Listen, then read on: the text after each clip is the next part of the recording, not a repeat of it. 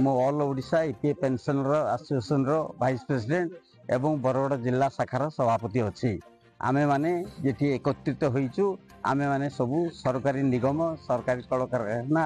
अर्ध सरकारी समवाय संस्था एवं रोड ट्रांसपोर्ट सीमेंट फैक्ट्री किसी सेवा निवृत्त कर्मचारी माने एठे अच्छु आमे माने को प्रथमे पेंशन योजना नथिला 1995 मसीहा नवेम्बर मास 16 तारिख केंद्र सरकार आमर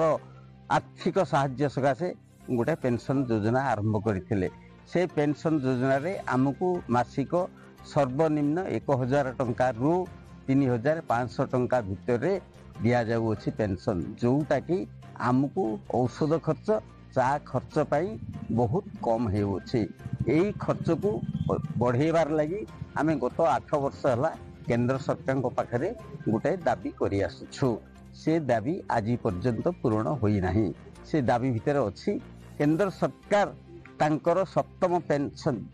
जो पे कमिशन रे जो नियम करिसंती सर्वनिम्न मासिक 9000 पेंशन ता सहित महंगा भत्ता एवं